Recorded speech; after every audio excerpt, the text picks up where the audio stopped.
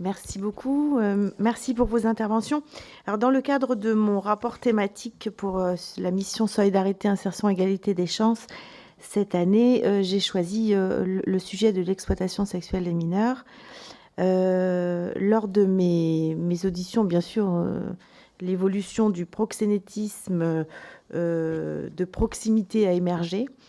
Et on sait aujourd'hui effectivement que ce phénomène est facilité par les outils numériques. La prostitution dite logée dans les hôtels ou appartements loués via des plateformes représente 86% des victimes recensées dans les affaires traitées par les services d'enquête français, toutes catégories confondues. Moi, je voulais juste vous dire que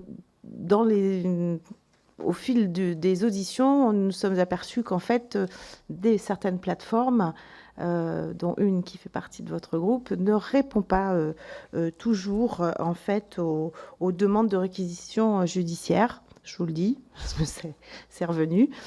Donc, c'est quand même un souci.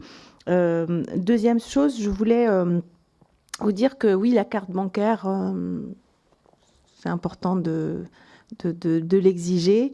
On sait très bien qu'on peut dévier, et puis on peut avoir une carte bancaire aujourd'hui quand on est mineur. Il faut savoir que les réseaux de prostitution en France pour les mineurs sont gérés par des proxénètes, souvent mineurs également. La vérification d'identité, ça n'est pas beaucoup plus fiable aujourd'hui puisque vous pouvez très bien prendre la carte d'identité de quelqu'un d'autre. Ce qui est ressorti de nos auditions, c'est quand même d'aller vers une reconnaissance faciale,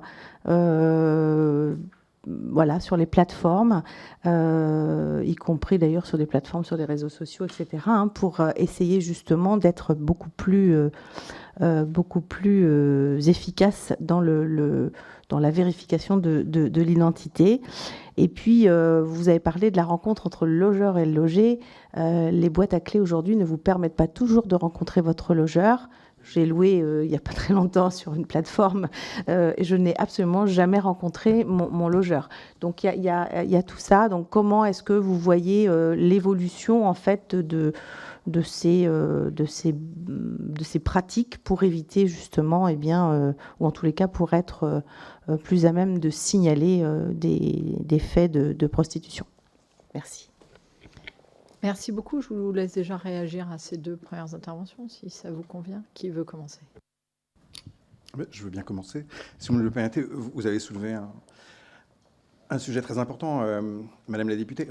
Et j'imagine d'ailleurs que si le rapport de M. Taquet énonçait déjà l'obligation de répondre aux réquisitions judiciaires, c'est que sans doute il y avait des défaillances. C'est pour ça que je me suis permis de rappeler que c'est une obligation légale et que toutes les plateformes sont censées remplir ces obligations. Voilà ce que je dirais sur... Et au sujet des boîtes à clés, je ne l'ai peut-être pas mentionné, mais c'est effectivement quelque chose que je ne vois pas changer demain. C'est-à-dire qu'effectivement... et d'ailleurs, je pense que les plateformes encouragent les loueurs, hébergeurs à rencontrer leurs locataires, leurs clients, tout simplement, voilà, en faisant cette passation des clés. Ça semble être quelque chose de tout à fait naturel. C'est quelque chose que les plateformes encouragent, évidemment, cette relation particulière et personnelle entre le loueur et son client.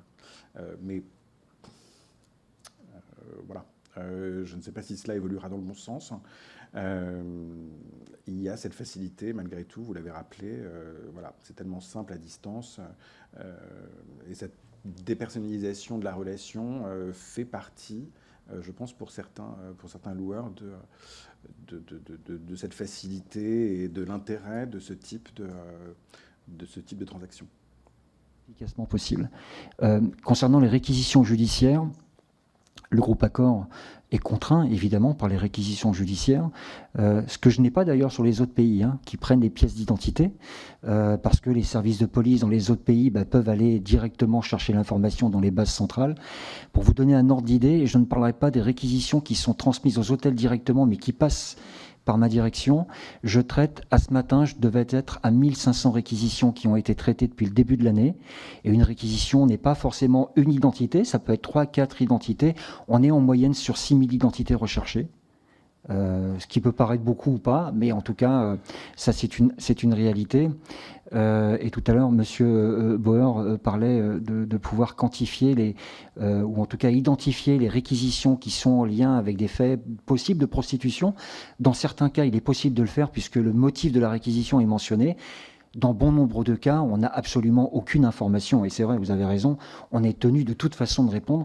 Et en tout cas, pour ce qui me concerne et ce qui concerne le groupe Accor, toutes les réquisitions sont traitées dans un délai maximum de 24 heures. Et si le service qui nous requiert est identifié comme étant en lien soit avec une action terroriste possible ou des faits graves comme la prostitution ou l'exploitation sexuelle des mineurs, c'est traité dans l'instant T qui suit la réception de cette réquisition. Et je ne sais plus que je pense que je ne sais pas si j'ai pu répondre aussi à vos interrogations ou à vos remarques. Oui, d'accord. Il y avait la question de la reconnaissance faciale. La reconnaissance faciale, oui, c'est un sujet qu'on évoque, qu'on regarde aussi, mais qui passe par des investissements qui sont lourds en termes financiers aussi, puisque quand nos hôtels, qu'ils soient propriétaires, enfin hôtels franchisés ou hôtels de groupe managés, derrière, on est face à des problématiques juridiques quelquefois aussi, on est face à des problématiques financières, mais c'est vrai que la technologie avance grandement et très rapidement. Mais je reviendrai sur le point que j'avais pris au début, concernant la systématisation de la prise de pièces d'identité. C'est quelque chose, pour moi, j'insiste, mais qui est un incontournable.